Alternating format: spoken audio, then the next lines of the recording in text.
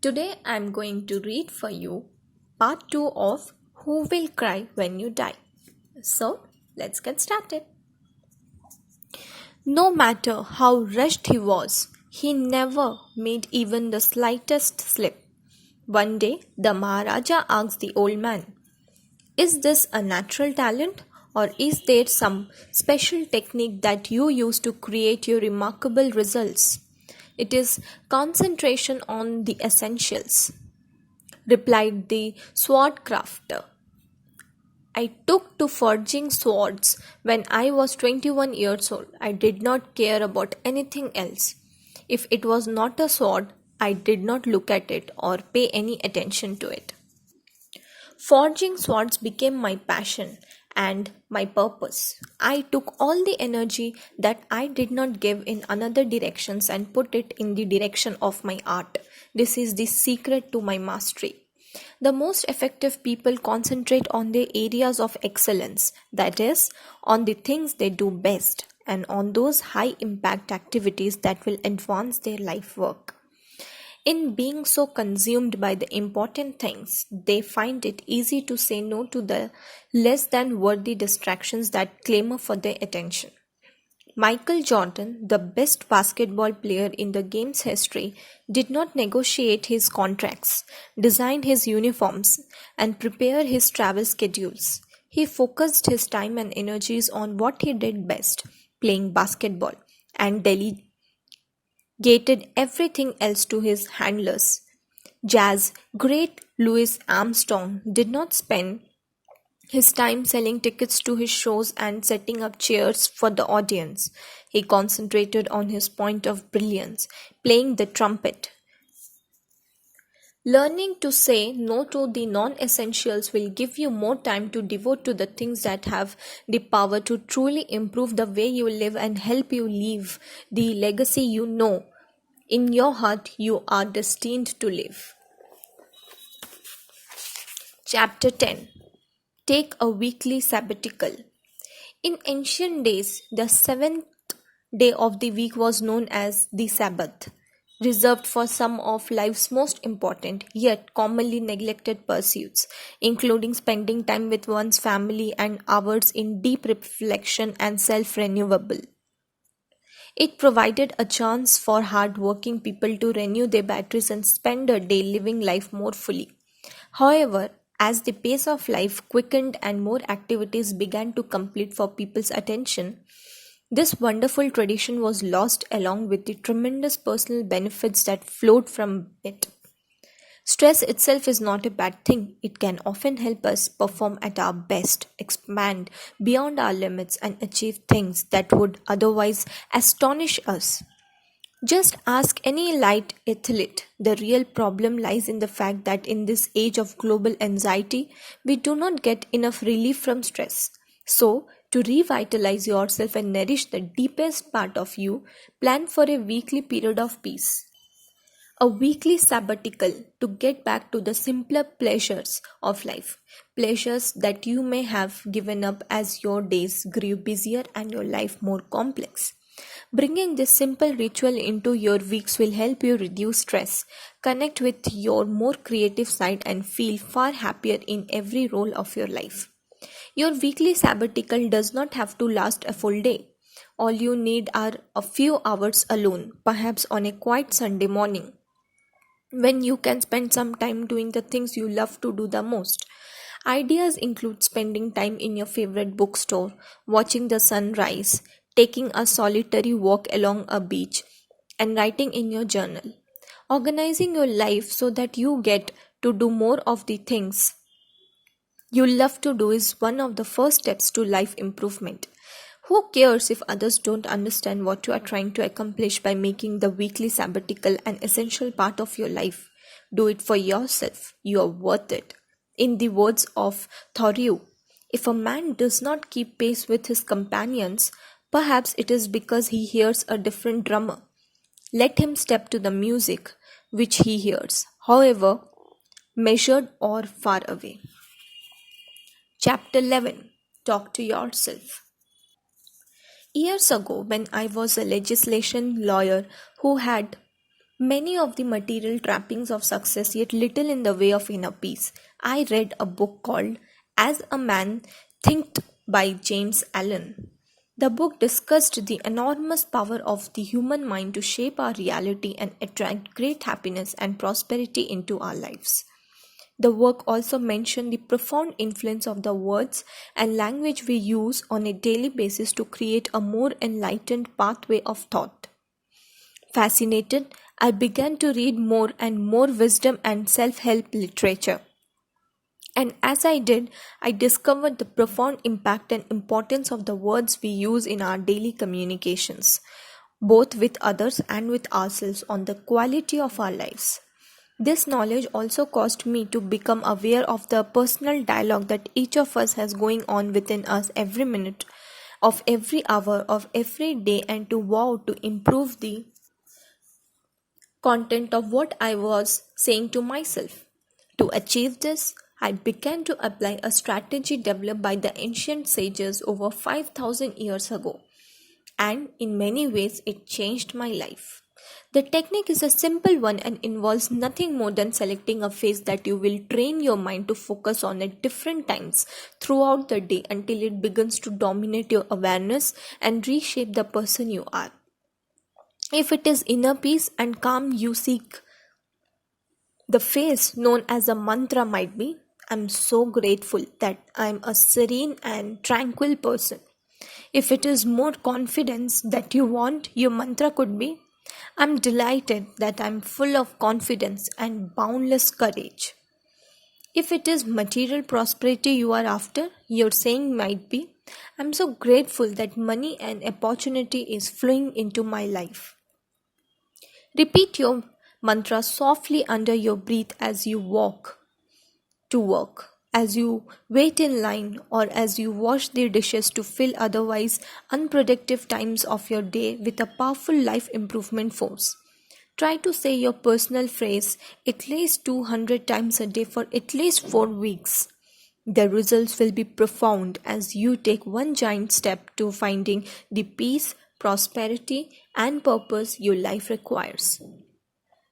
As Hazrat Inayat Khan said, the words that enlighten the soul are more precious than jewels.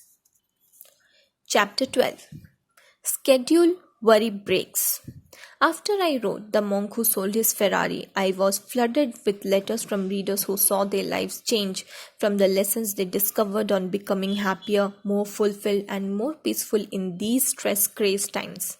Many of the letters came from people whose work lives had grown so busy that they spent most of their free time worrying about things that should have been left at the office.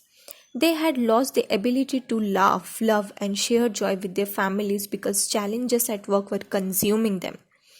Too many people are spending the best years of their lives stuck in a state of constant worry. They worry about their jobs, the bills, the environment, and their kids. And yet, we all know deep in our hearts that most of the things we worry about never happen. It's like that great saying of Mark Twain's, I have had a lot of trouble in my life, some of which actually happened. My father, a particularly wise man who has had a deep influence on my own life, once told me that the Sanskrit character for funeral pyre is strikingly similar to the Sanskrit character for worry. I am surprised, I replied. You shouldn't be, son, he gently offered. One burns the dead while the other burns the living. I know how dramatically the worry habit can reduce one's quality of life from personal experience. While in my late 20s, I was on the so-called fast track to success. I had received 2 law degrees from one of the country's most prestigious law schools, served as the law clerk for a chief justice, and was handling highly complex cases as a legislation lawyer. But I was often working too hard and worrying too much. I was waking up on Monday morning with a sinking feeling in the pit of my stomach and a deep sense that I was wasting my talents on work that was not aligned with the person I was. So I began to search for ways to improve my life. turning first to the self help and life leadership literature, where I found a wealth of lessons for a more balanced, peace filled, and meaningful existence. One of the simple strategies I learned to conquer the worry habit was to schedule specific times to worry, what I now call worry breaks. If we are facing a difficulty, it is easy to spend all our working hours focusing on it. Instead, I recommend that you schedule fixed times to worry, say 30 minutes every evening. During this worry session, you may wallow in your problems and brood over your difficulties. But after that period ends, you must train yourself to leave your trouble behind and do something more productive, such as going for a walk in natural surroundings or reading an inspirational book or having a heart to heart conversation with someone you love.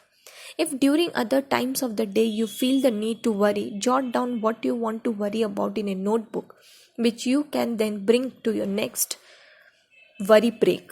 This simple but powerful technique will help you gradually reduce the amount of time you spend worrying and eventually serve to eliminate this habit forever. Chapter 13, Model a Child. A while ago, I took my 4-year-old son Colby to an Italian restaurant for lunch. It was a beautiful autumn day, and as usual, my young son was full of energy and joy. We both ordered pasta for our main course and then started to enjoy the freshly baked bread our waiter had bought. Little did I know that Colby was about to teach his father yet another lesson in the art of living. Rather than eating the bread whole as most adults do, Colby took a different, far more creative approach. He began to scoop out the warm, soft part of the bread and left the crust intact. In other words, he had the wisdom to focus on the best part of the bread and leave the rest.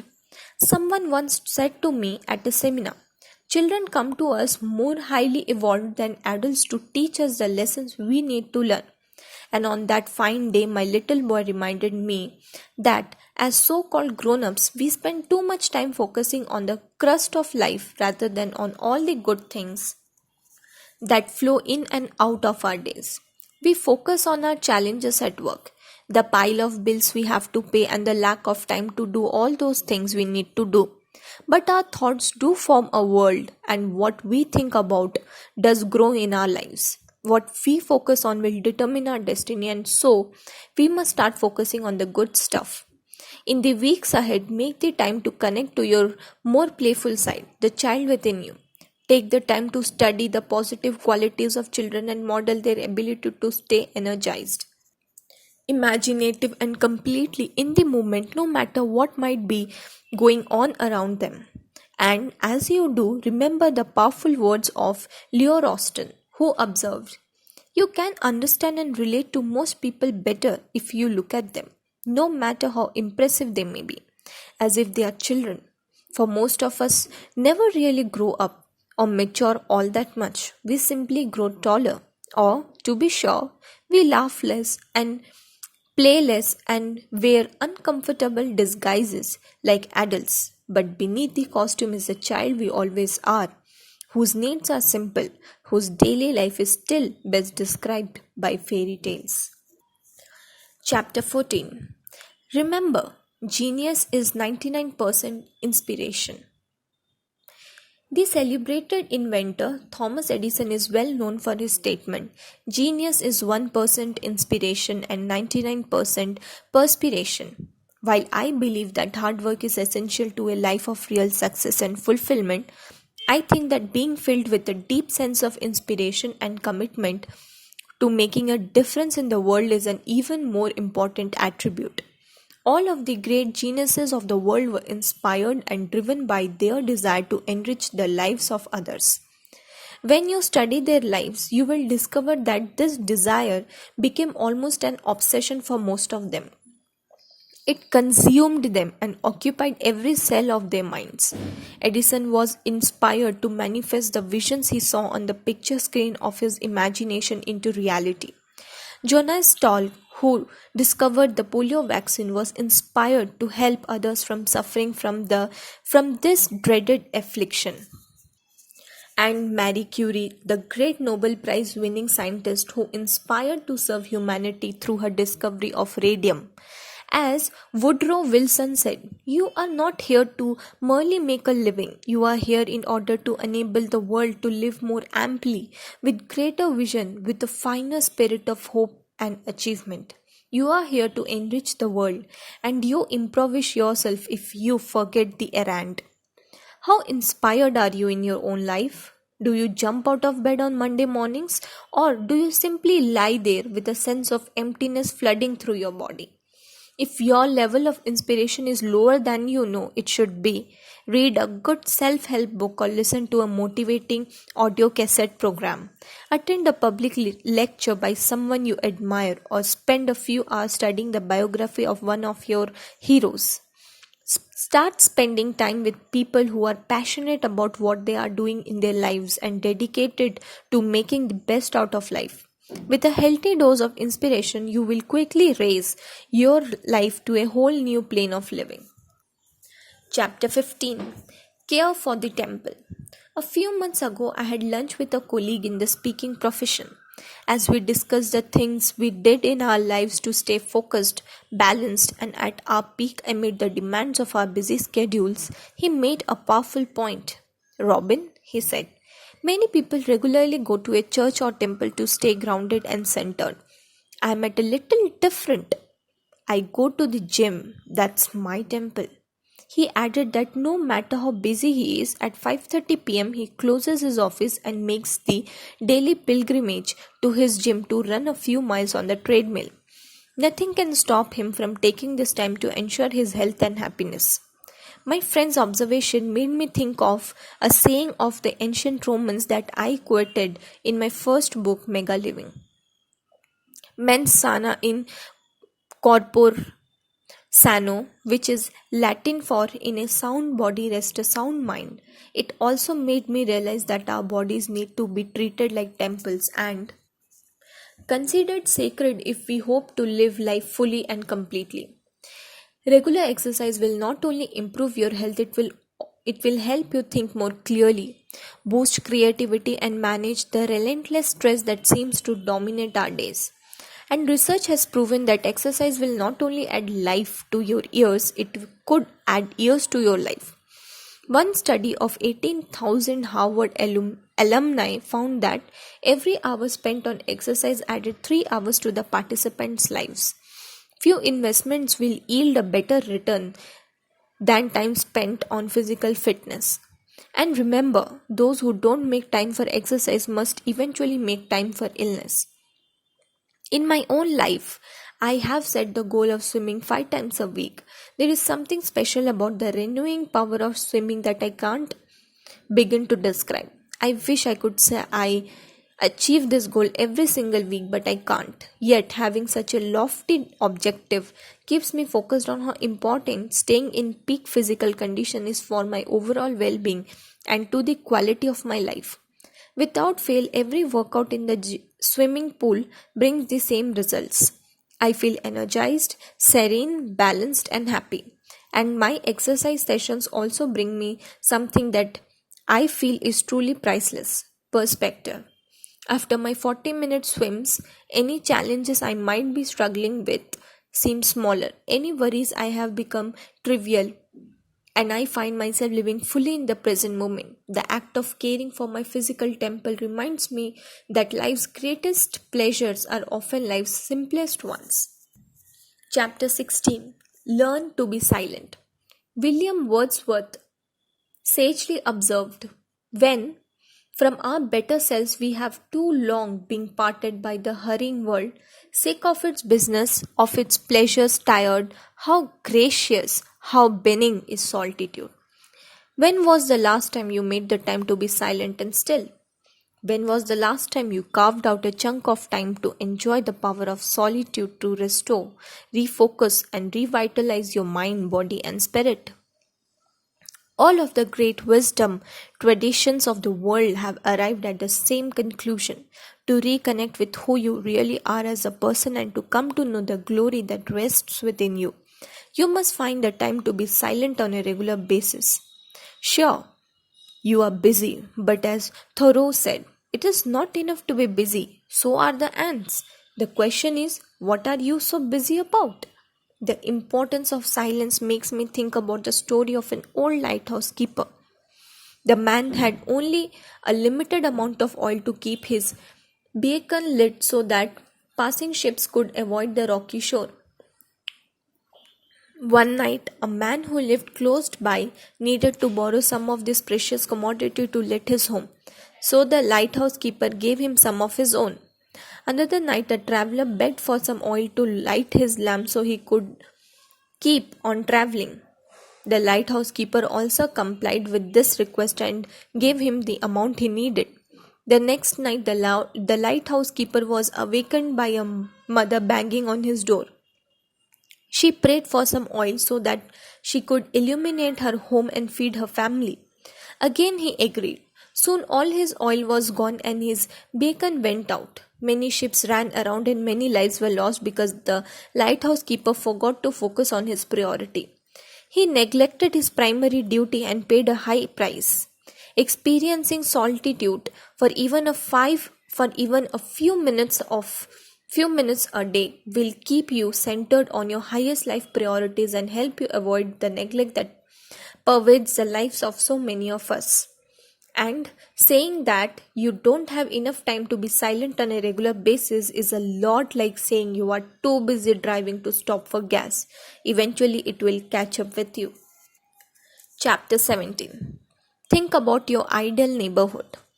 One of the things I have done along my quest for self knowledge is to make a list of all the people I wish to live next door to me. These are men and women from both the past and present who I would love to be able to drop in on a quick cup of tea every once in a while and share a laugh with from time to time. The very act of listening your idle neighbors will connect you to many of the values and traits you respect the most in life and, in doing so, help you to discover more about yourself as a person. It is also a fun way to spend 30 minutes of your life. Here are some of the people on my list. Norman Vincent Peale, the famed author of The Power of Positive Thinking.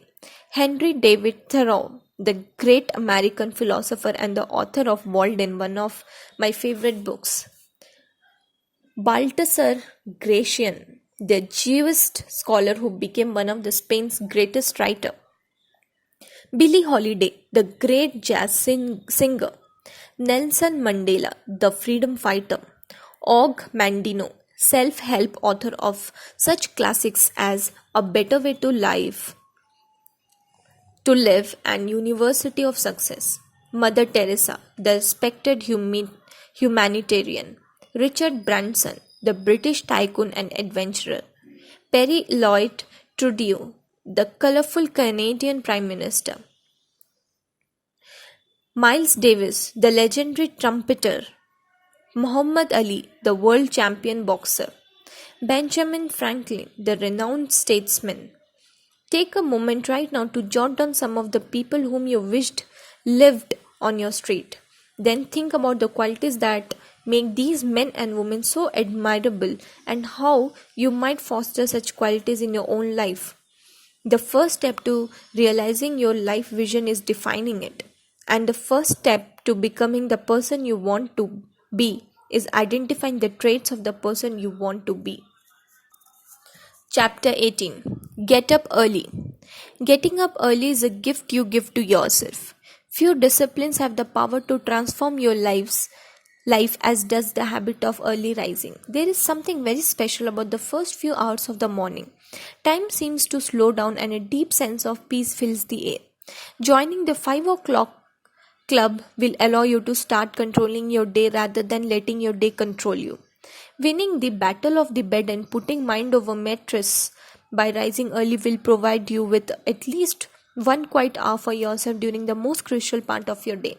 The beginning is spent wisely, the rest of your day will unfold in a wonderful way. In The Monk Who Sold His Ferrari, I challenged the readers to get up with the sun and offered a number of ideas to help them cultivate this new life discipline. From the many letters, emails, and faxes I have received from people who have improved the quality of their lives by getting up at 5 a.m., I can safely say that this is one success principle that is really worth integrating into your life. In doing so, you will join the ranks of many of the most influential people of our time, ranging from Mahatma Gandhi, Thomas Edison, and Nelson Mandela to Ted Turner and Mary Kay Ash. One reader of The Monk, a marketing executive, wrote that her stress level fell so dramatically when she started rising early that her team at the office presented her with a paperweight bearing the following inscription: To our MIP, Most Improved Player. Whatever you are doing, keep doing it. You are an inspiration to us all. A consummate late riser, she vowed to stop sleeping in and spending her days making up for time lost while under the blanket. So, while her family and the world around her slept, she began to get up at 6 a.m., then at 5:30 a.m., and finally at 5 a.m. During the free time that she found she had created, she would do all the things she loved to, but had somehow never found time for. Listening carefully to classical music, writing letters, reading the classics, and walking were just some of the activities that she used to rekindle her spirit and reconnect with a part of herself that she thought she had lost. By getting up early, she began to care for herself again, and by doing so, she became a much better parent, spouse, and professional. To cultivate the habit of getting up earlier, the first thing to remember is that it is the quality rather than quantity of sleep that matters most. It is better to have 6 hours of uninterrupted sleep than 10 hours of restless broken sleep. Here are 4 tips to help you sleep more deeply. Don't rehearse the activities of your day while you are lying in bed trying to get to sleep. Don't eat after 8 pm. If you have to eat something, have soup. Don't watch the news before you go to sleep. Don't read in bed. Give yourself a few weeks for this new habit to take hold. Saying that you tried to get up early but gave up after 7 days because it was just too hard is like saying you tried taking French lessons for a week but gave up because you could not speak the language by then. Life change takes time, effort, and patience, but the results where you will receive make the initial stress you experience more than worth it. Chapter 19. See your troubles as blessings. During the life leadership seminars I give, I often ask the participants this question: who would you agree with me that we learnt the most from our most difficult experiences? Inevitably, nearly every hand in the room goes up. Given this, I often wonder why we as human beings spend so much of our lives focusing on the negative aspects of our most difficult experiences rather than seeing them for what they truly are, our greatest teachers. You would not have the wisdom and knowledge you now possess were it not for the setbacks you have faced, the mistakes you have made, and the suffering you have endured. Once and for all, come to realize that pain is a teacher and failure is the highway to success. You cannot learn how to play the guitar without hitting a few wrong notes, and you will never learn how to sail if you are not willing to tip the boat over a few times. Begin to see your troubles as blessings. Resolve to transform your stumbling blocks into stepping stones and vow to turn your wounds into wisdom. Like most people, I have encountered my own share of pain as I have advanced along the path of life. But I always try to remind myself that our character is shaped not through life's easiest experiences but during life's toughest ones. It is during life's most trying times that we discover who we really are and the fullness of the strength that lies within us.